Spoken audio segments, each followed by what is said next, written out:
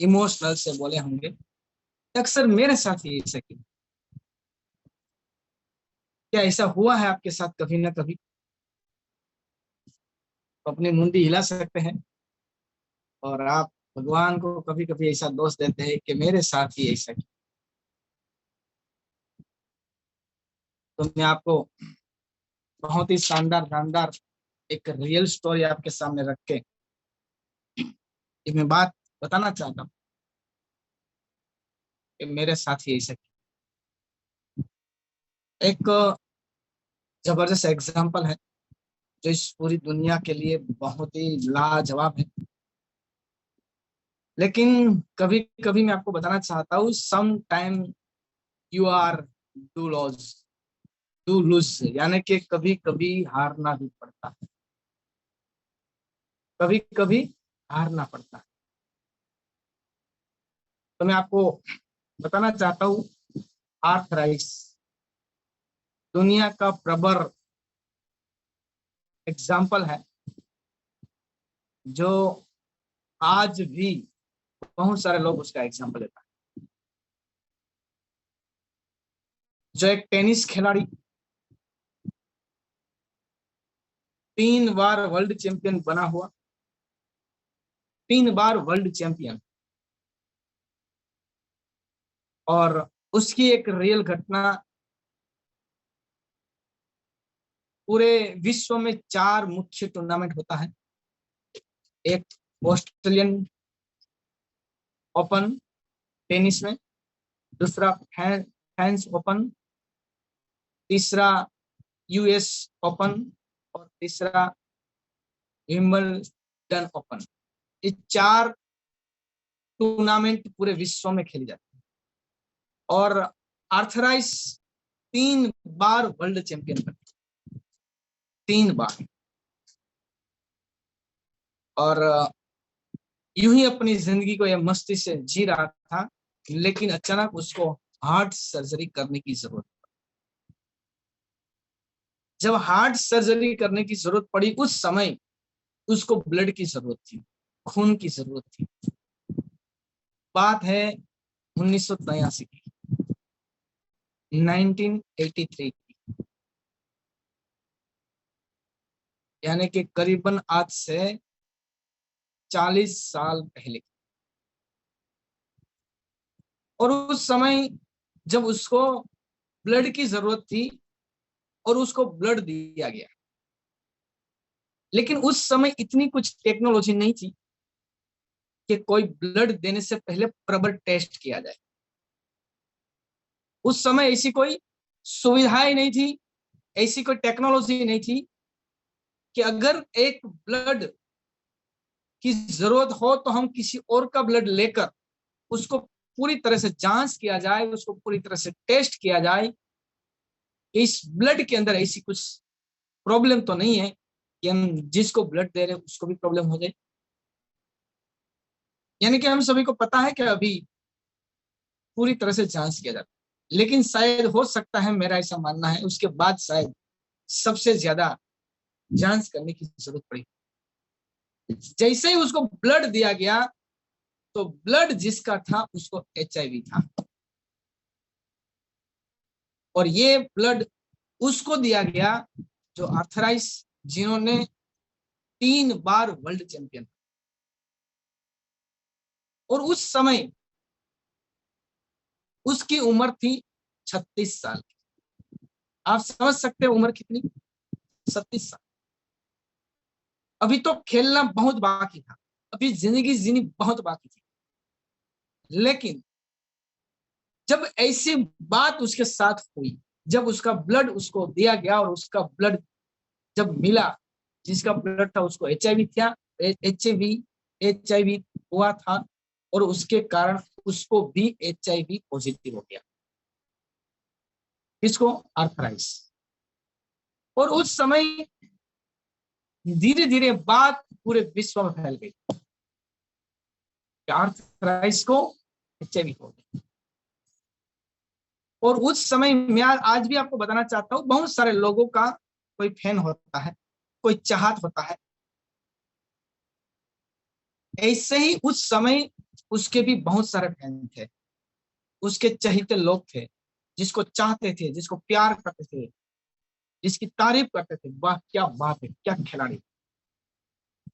और ऐसे ही बात जैसे पूरे विश्व में फैल गई, तो पूरे विश्व में उसके जो चहेते लोग थे, उन्होंने अंदर से थोड़ा दुख महसूस किया, यार गलत हुआ।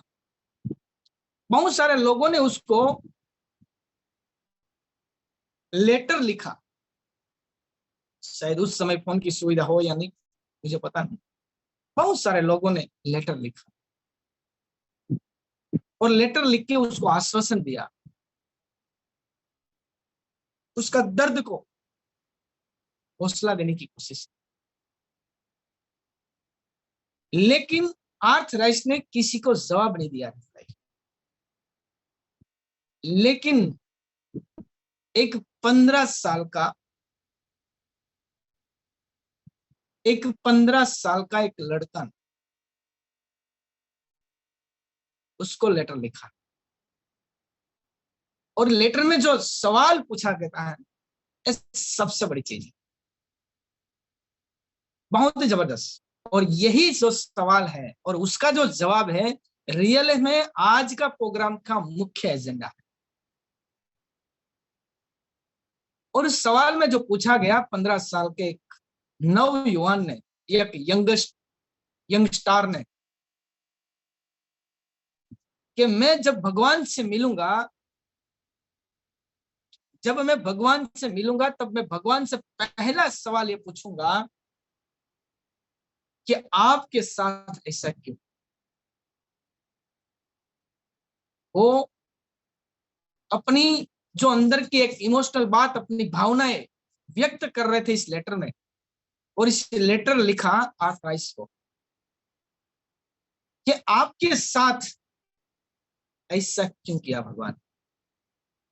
लेकिन मैं आपको बताना चाहता हूं, आर्थराइस ने किसी का जवाब नहीं दिया, लेकिन एकमात्र खत था, जो पत्र था, जो 15 साल का युवान का, उसका जवाब दिया। और ये जवाब केवल दिया नहीं, ये जवाब पूरी दुनिया को प्रेरणा देती है, पूरे विश्व को प्रेरणा देती है। आज भी टेनिस मिडिलम में वो पत्थर पे लिखा गया, आज भी लिखा हुआ है। तब वो जो जवाब देते हैं, ये जवाब बहुत जबरदस्त है, सुनने लायक है, और सभी को सुनना है। आपका कहीं ध्यान इधर इधर हो, कहीं बिजी हो, कहीं आवाज ज्यादा आ रहा है, तो थोड़ा अपने आप को तैयार रखना। जब किसी का जवाब नहीं दिया, तब एकमात्र जवाब देने का था, और आज भी वो लकीरों पर लिखा गया है। और ये जवाब था कि मेरे भाई, इस दुनिया में इस दुनिया में 50 मिलियन लोग ऐसे हैं जो टेनिस खेलना चाहते हैं। सुनिए, जवाब है, इस दुनिया में 50 लाख लोग ऐसे हैं जो टेनिस खेलना चाहते हैं, लेकिन 50 मिलियन टेनिस खेलना चाहते हैं, लेकिन 50 मिलियन में से 5 मिलियन ही लोग रैकेट को छू पाते हैं। कितना भाई? 50 मिलियन में से 5 ही मिलियन लोग इस रैकेट को छू पाते हैं, यानी कि टच कर पाते हैं, केवल टच की बात की। और ये 5 मिलियन में से 5 लाख लोग स्कूल या कॉलेज तक पहुंचते हैं। कितने से भाई? पहले बोला 50 मिलियन खेलना चाहते हैं, केवल इतना शब्द है, केवल खेलना चाहते हैं, लेकिन उनमें से 5 मिलियन रैकेट तक पहुंच सकते हैं। कहां तक? लेकिन उनमें से 5 लाख लोग कॉलेज या स्कूल तक पहुंचते हैं खेलने में। और ये 5 लाख लोग में से 50,000 लोग प्रोफेशनल खेल सकते हैं। कितना भाई? 50,000 लोग प्रोफेशनल खेल सकते हैं। और ये 50,000 लोग में से 5,000 लोग फुल टाइम प्रोफेशनल खेलते हैं, प्लेयर बनते हैं। प्लेयर बनते हैं। कितने भाई?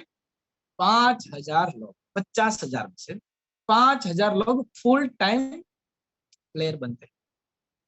और ये 5,000 फुल टाइम प्लेयर जो बनते हैं, उनमें से 525 लोग ही टूर्नामेंट खेल पाते हैं। कितने? 525 लोग। और ये 525 लोग जब टूर्नामेंट खेलते हैं, उनमें से 4 लोग सेमीफाइनल तक पहुंचते हैं। 4 लोग। उन 4 में से 2 लोग फाइनल तक पहुंचते हैं। और ये 2 में से एक व्यक्ति जीतता है। बात को समझना बहुत जरूरी है। एक व्यक्ति जीतता है। 50 मिलियन में से एक व्यक्ति जीतता है। और मुझे भगवान ने 3 बार वर्ल्ड चैंपियन बनाया। कितनी बार? 3 बार। मैं पूछना चाहता हूं आपको, इस लड़के को जो जवाब दे रहे हैं, कि मैं आपको पूछना चाहता हूं कि आपने उस समय क्यों भगवान को खत नहीं लिखा, या उस समय आप भगवान को क्यों नहीं पूछना चाहते थे कि 50 मिलियन लोग में से आपने इसको ही क्यों चुना, इसको ही क्यों चुना, और उसको ही क्यों 3 बार वर्ल्ड चैंपियन बनाया? क्यों? जब उसके साथ अच्छा हुआ, जब उसकी जिंदगी बदली, एक सामान्य परिवार से आज वर्ल्ड चैंपियन तक पहुंचा, यहां से यहां तक पहुंचा दिया, तब आपने क्यों नहीं ऐसा पूछा कि मेरे साथ ही क्यों ऐसा हुआ? जब आपके साथ अच्छा होता है, तब आपको कोई नहीं पूछता, या आप खुद भी अपने आप को ये सवाल नहीं पूछता कि मेरे साथ ही ऐसा क्यों हुआ। बहुत सारे लोग को आरसीएम समझ में ही नहीं आता। आपको समझ में आ गया, ये तो कम से कम कभी परमात्मा, आपका खुदा, ईश्वर, अल्लाह, जिसको मानते हैं उनको पूछिए एक बार कि इन पूरी आबादी में आपने मुझे ही क्यों चॉइस किया, मेरे ही दिमाग में आरसीएम क्यों समझ में आ गया। बहुत सारे लोगों को समझ में ही नहीं आता। क्यों? जब बुरा होता है तब आप भगवान को कहते हैं कि भगवान मेरे साथ ऐसा क्यों। लेकिन आज आपके पास एक मोटरसाइकिल है, तो उनको पूछिए जिसके नसीब में साइकिल नहीं है, तब आप क्यों नहीं सवाल करते कि भगवान मेरे साथ ही ऐसा क्यों, मुझे क्यों मोटरसाइकिल दी, उसको साइकिल ही नहीं है।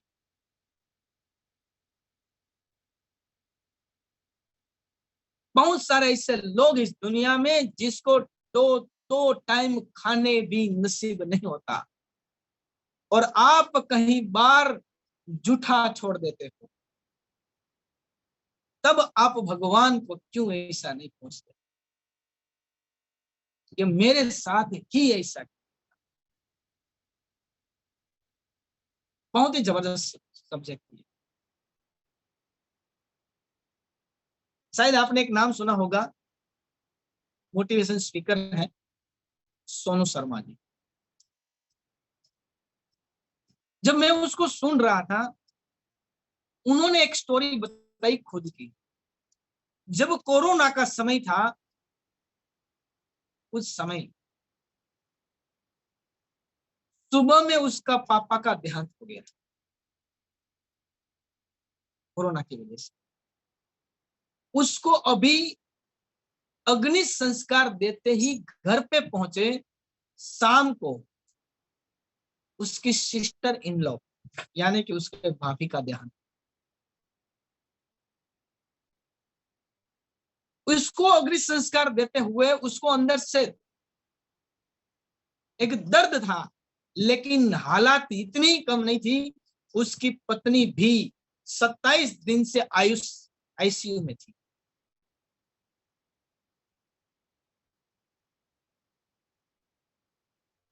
सत्ताईस दिन आईसीयू में थी। खुद को भी कोरोना था, लेकिन उस समय बहुत सारे लोग सोनू शर्मा को भी कहते थे कि आपके साथ ऐसा क्यों। तब सोनू शर्मा भी जवाब देते थे कि मैं एक आम इंसान था, मैं एक सामान्य इंसान था। उस समय मेरे पास कुछ नहीं था, लेकिन वहां से उठाकर आज मुझे दुनिया में एक अलग सा इंसान बना दिया। क्या आपने कभी ऐसा नहीं पूछा कि भगवान उसके साथ आपने ऐसा क्यों किया, क्यों यहां से यहां तक पहुंचा दिया।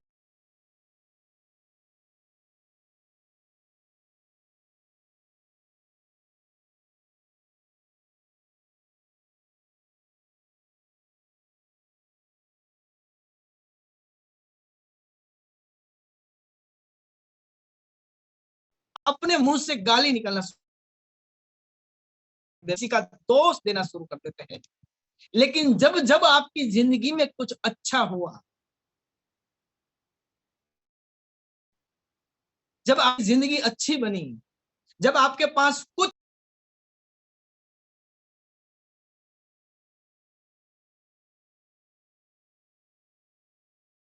कि आपने मेरे साथ ऐसा,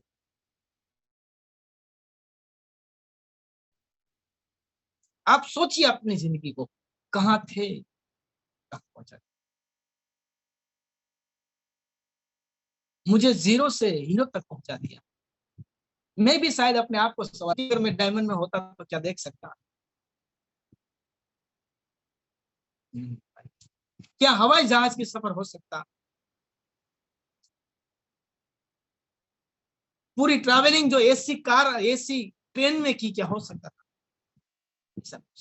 आज मैं आपको पूछना चाहता हूँ सर, मैं खुद को भी कभी कभी सवाल करता हूँ कि जब बुरा होता है, जब गलत होता है, तब मैं भगवान पूछता हूँ। आप भी पूछते होंगे शायद, ऐसा मेरे साथ ही क्यों होता है। क्या अच्छा हुआ जब जब आपकी जिंदगी में, तब आपने कभी पूछा कि भगवान मेरे साथ इतना अच्छा क्यों किया आपने। आज तक कोई सवाल किया। इतना ही नहीं, मैं तो कई बार ऐसे मोटिवेशन स्पीकर को सुनता हूं। मैंने स्नेह देसाई को सुना,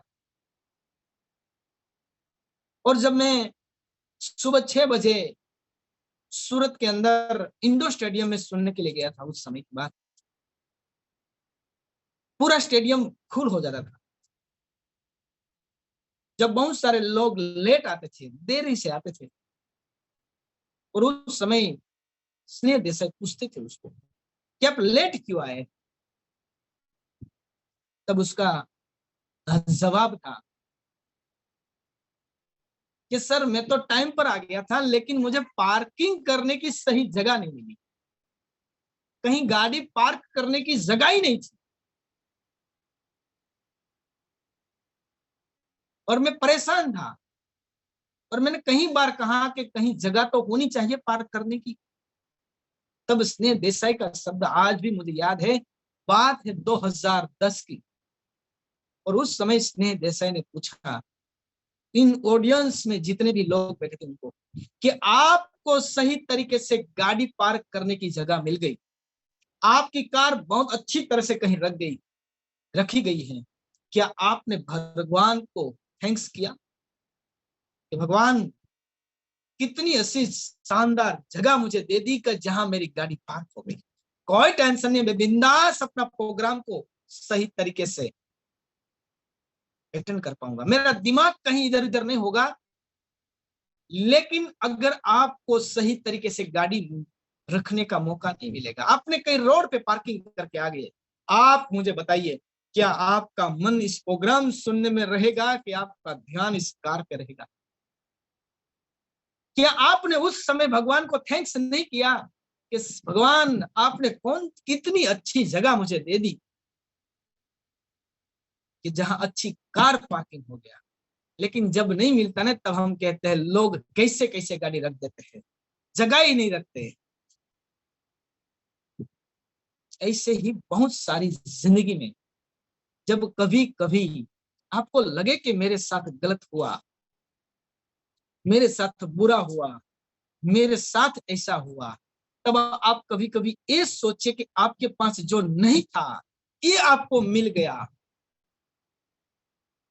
आपको एक अच्छा लीडर बना दिया, आपको एक अच्छा वक्ता बना दिया, आपको पूरी पहचान बना दी। ऐसा आपके साथ क्यों?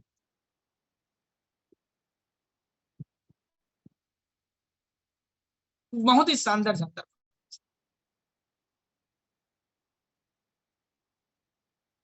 कहाँ कहाँ कितनी पहचान बना देता है। अभी की एक स्टोरी है, रियल में यूं तो समझने की बात है, लेकिन एक मेरे सामने जो व्यक्ति रहते हैं, उसकी एक लड़की अहमदाबाद से गांधीनगर अप डाउन करने के लिए 3 महीना उसको वहां रहने का था, और उसको गाड़ी की जरूरत थी 3 महीने के लिए। उसने मुझे कहा, गणेश भाई अहमदाबाद कहीं मुझे 3 महीने के लिए कोई गाड़ी दे दे, या 3 महीने के लिए गाड़ी मुझे परचेज करने के बाद हम उसको फिर बेच देंगे, ऐसा कुछ मिल जाए 3 महीने के लिए। और मैंने केवल उसको एक नंबर दिया कि सर ये नंबर, आरसीएम एक डिस्ट्रीब्यूटर का नंबर दिया, सर ये नंबर है भाई, आप उनसे बात कर लीजिए और मैं बात कर लेता हूँ, आपका काम हो जाएगा। रियल में जो व्यक्ति 30 35 40 हजार की जो गाड़ी ढूंढ रहा था, अगर ना मिले तो 50 हजार तक जाने की कोशिश कर रहा था, उसको एक आरसीएम के माध्यम से केवल 2 दिन में केवल 17,500 में गाड़ी मिली। वो भी 3 महीने चलाने के बाद, नाम भी ट्रांसफर नहीं करने का, उसको फिर जो भी बेचना है डायरेक्ट उसके साथ। ये आरसीएम की वजह से केवल एक कॉल से हुआ।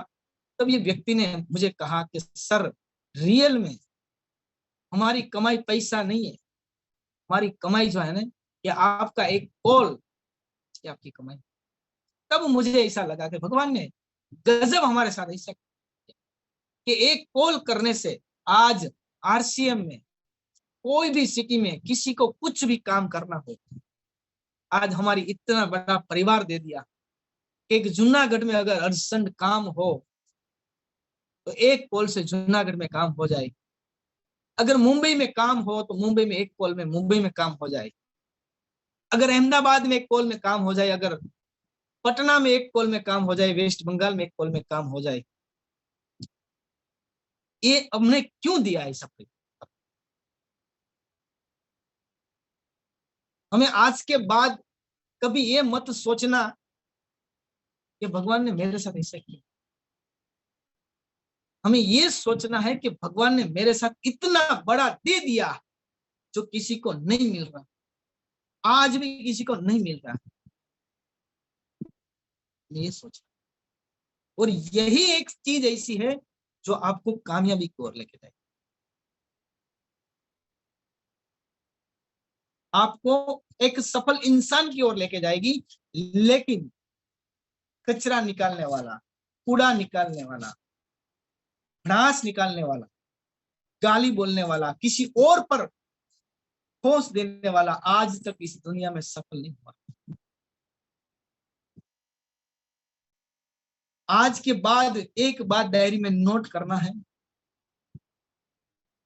प्रॉब्लम जो है वो आएगा क्योंकि ये आपके हाथ की बात नहीं है।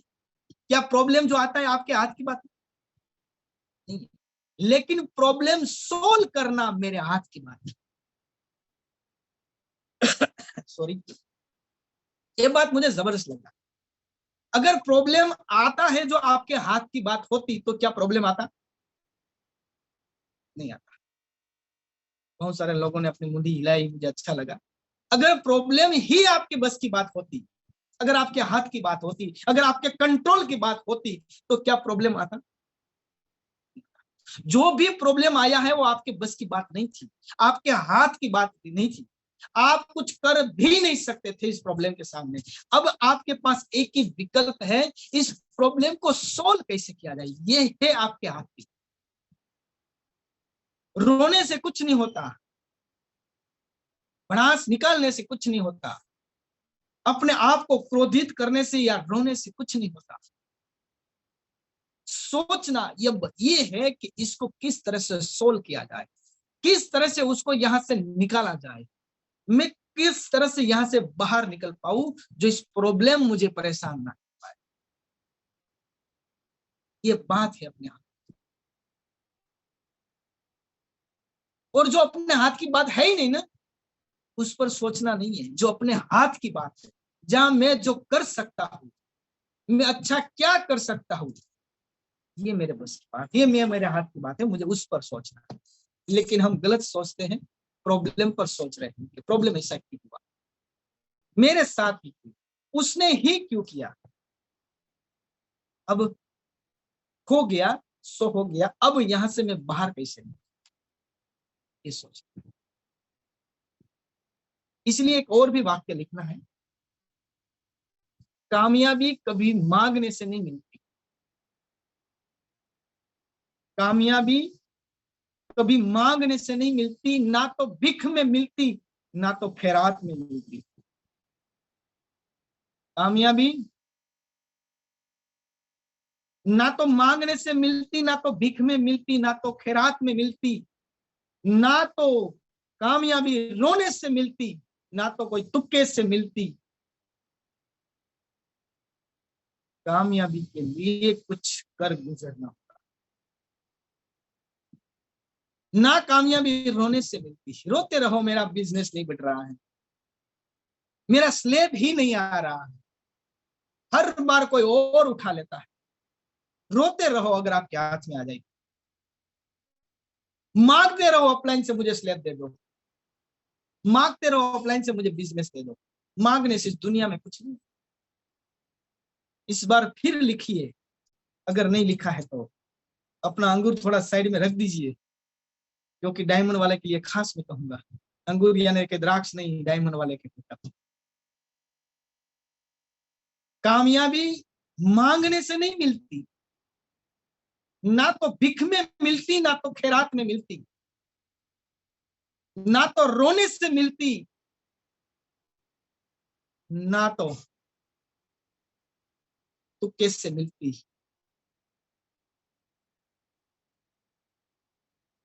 कामयाबी अक्सर कुछ कर गुजरने से मिलती, हमें कुछ करना।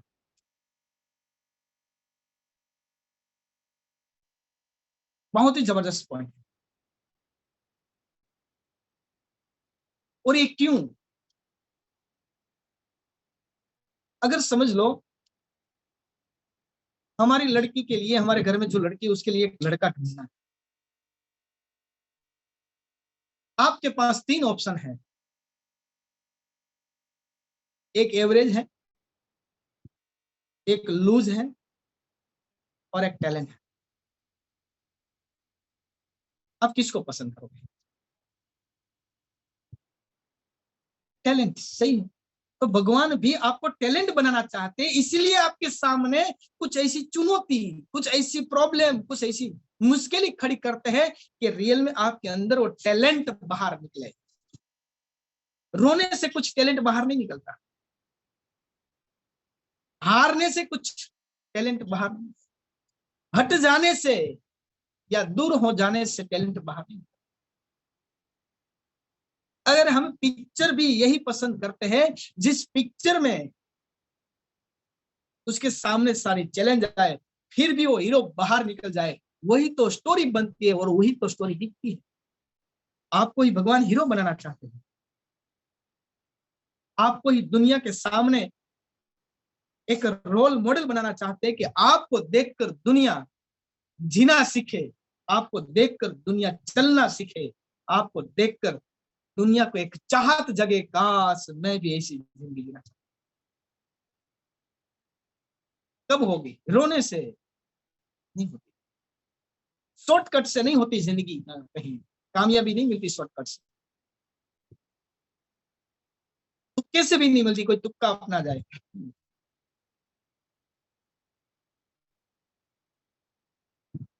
इसीलिए एक बहुत बड़ा वाक्य मुझे पसंद आया गया था। 2010वीं एनिवर्सरी में आदरणीय श्री केसी सावड़ा जी की वाइफ, उसकी धर्मपत्नी ने स्टेज पर से बोला था, पानी में यूं ही पत्थर मत फेंको, पानी में यूं ही पत्थर मत फेंको, उसे पीने वाला कोई है। पानी में यूं ही पत्थर मत फेंको, उसे पीने वाला कोई है। जिंदगी यूं ही मत काटो, आपको देखकर जीने वाला कोई है।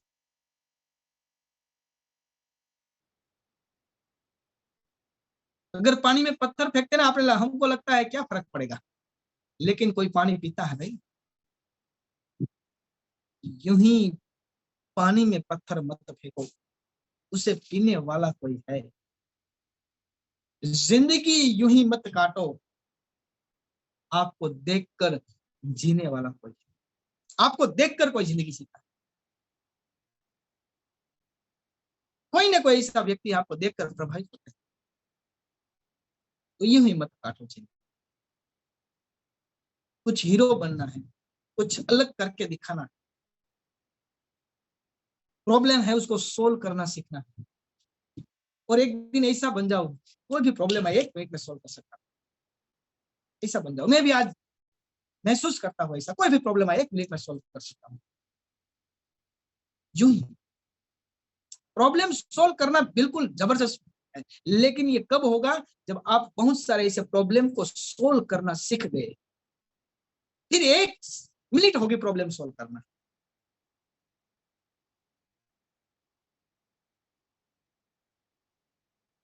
तो मैं उम्मीद करता हूं आज की बातों से आपको कैसा लगा, आपके साथ ही ऐसा क्यों होता है।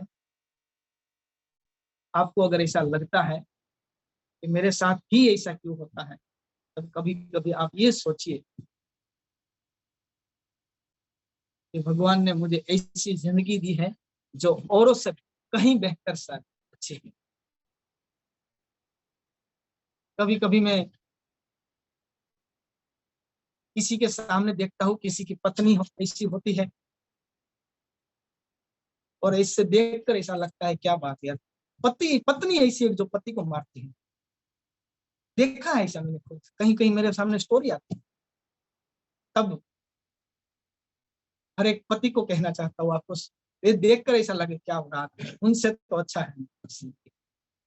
और कहीं बहन हमारी दीदी है, उसको भी कहना चाहता हूँ, मैंने ऐसे कहीं लोगों को देखा है। मैं ट्रैवलिंग जब आउट स्टेट में करता हूँ ना, बहुत दारू पीते, बहुत दारू पीते,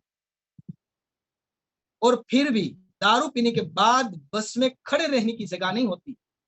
उस समय उसकी पत्नी, सीट नहीं मिलती ना, तो नीचे बैठकर उसके पति का सर उसके साथ रखकर बैठ जाती है।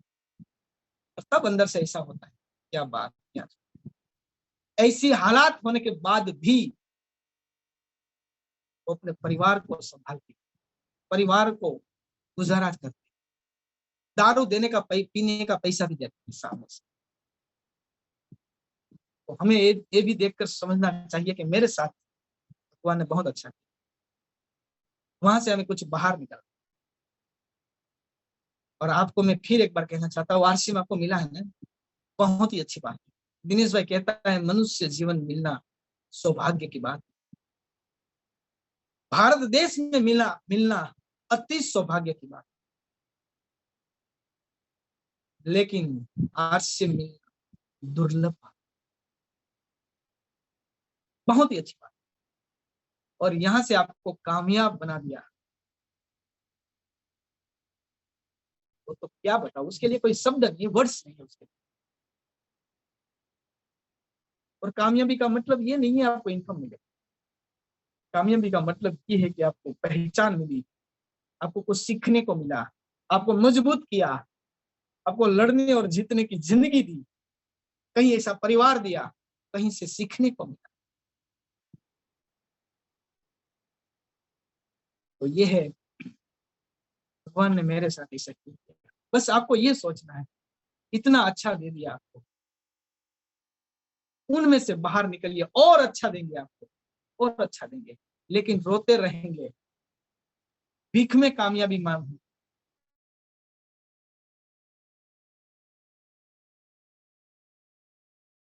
अगर रोने में मिल जाती है तो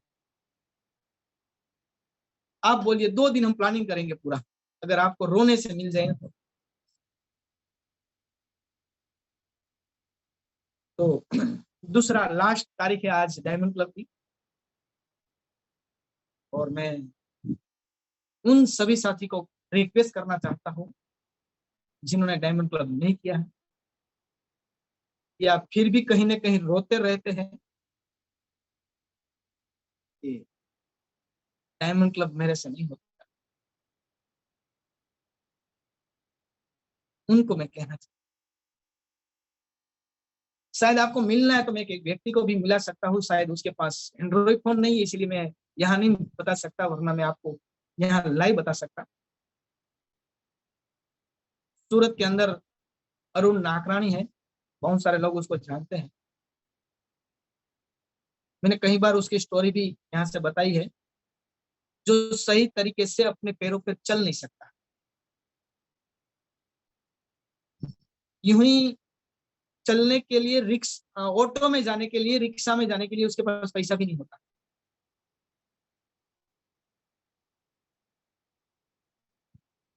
ऐसे बहुत सारे लोगों ने उसको देखा है, कई बार वो मेरे पास आते हैं, कभी कभी बोलते इस दुनिया छोड़कर भी चला जाना है, आत्महत्या कर लेनी है, ऐसा ऐसा मेरे साथ देखकर बोलते, लेकिन बोलते हैं कि मैं ऐसे ऐसे मोटिवेशनल स्पीकर को सुनता हूँ ना, तब मुझे ऐसा लगता है ऐसा नहीं करना, जिंदगी जैसे भी है जीनी है, लेकिन वो बोलते हैं सर मुझे डायमंड क्लब करना है। सोचिए, और कल रात को उसका फोन आया कि इस महीने में डायमंड क्लब करना। जिन्होंने कल एक जगह पर 870 रुपए का सामान दिया, सेल किया, और मजे की बात है उन व्यक्ति ने उसको 870 नहीं, 900 रुपया पूरा दे दिया, 30 रुपया वापस नहीं दिया, उसको देखकर कि नहीं चाहिए 30 रुपया आप रखो। सोचिए, सामने से पैसा देने वाले लोग हैं इस दुनिया में। तो डायमंड क्लब, अगर आपको ऐसा लगता है कि मेरे से नहीं होता, मैं आपको बताना चाहता हूँ सर, आप सही तरीके से प्लान नहीं देते, आप रोज प्लान नहीं देते, आपके पास किट नहीं है, आपके पास डेमो किट नहीं है, आप कामयाबी तुक्के से लेना चाहते हैं या किसी और के दम पर लेना चाहते हैं, खैरात में लेना चाहते हैं कि कोई कर दे और मेरा कुछ हो जाए, मेरे नीचे कोई टाइगर आ जाए और मेरा चल जाए। मैं आपको बताना चाहता हूँ सर, ऐसे बहुत सारे लोग हैं जिसके नीचे बहुत सारे टाइगर है,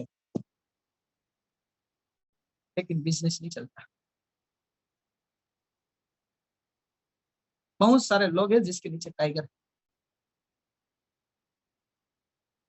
मुकेश कोठारी के ऊपर भी बहुत सारे टाइगर, नीचे भी बहुत सारे टाइगर है, लेकिन बीच में बहुत सारे ऐसे भी लोग बैठे हैं जिसका बिजनेस नहीं चलता।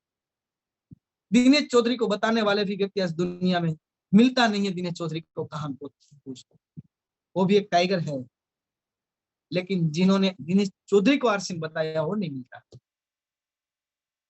खुद को टाइगर बनना, खुद बन जाओ टाइगर, आपकी टीम आप पर गर्व करे, वाकई में मेरे को टाइगर मिला यार,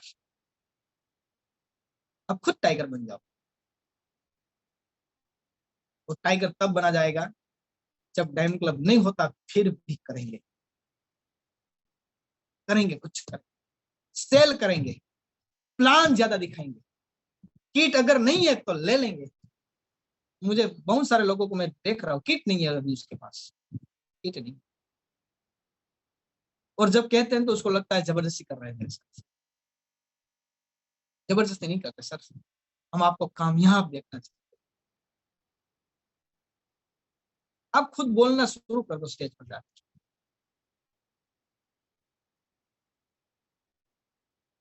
और अगले महीने हम मई से स्टार पिन रॉयल्टी को यहाँ बोलने का मौका देंगे। अगर जिसको बोलना है वो अपना नाम भी भेजना शुरू करें। यहाँ 1 तारीख से लेकर 30 तारीख तक हमने जो टेक्निकल का नंबर लिया है, हम अगले मई में सभी स्टार पिन रॉयल्टी को मौका देंगे। लेकिन मौका उसको मिलेगा जो बोलने के लिए अपना नाम भेजे कि मैं बोलना चाहता हूँ, और आपके पीछे टेक्निकल रहेगा। जो तारीख है वही तारीख पर आपके पीछे टेक्निकल रहेगा। टेक्निकल की कोई तारीख चेंज नहीं होगी, लेकिन उसके आगे एक स्टार पिन रॉयल्टी को रखा जाएगा। जो 10, 15, 20 मिनट वो बोलेंगे, उसके बाद टेक्निकल बोलेंगे। तो अपना नाम भेजना है बोलने के लिए। और उसके साथ साथ इस रॉयल्टी अचीवर को भी अपनी टीम से कोई भी व्यक्ति को स्टार्ट करवाने के लिए मौका दे सकते हैं कि वो 5 मिनट स्टार्ट करे, 10 मिनट बोले, फिर रॉयल्टी अचीवर को बुलाइए, फिर टेक्निकल को। क्योंकि हम इस 9 बजे के प्रोग्राम के जरिए हम एक मजबूत लीडरशिप डेवलप करना चाहते हैं। केवल बातों से नहीं, प्रैक्टिकल से भी। सेल करना भी जरूरी है, यहाँ बोलना भी जरूरी है। हर चैलेंज, हर मुश्किल को भी दूर करना जरूरी है।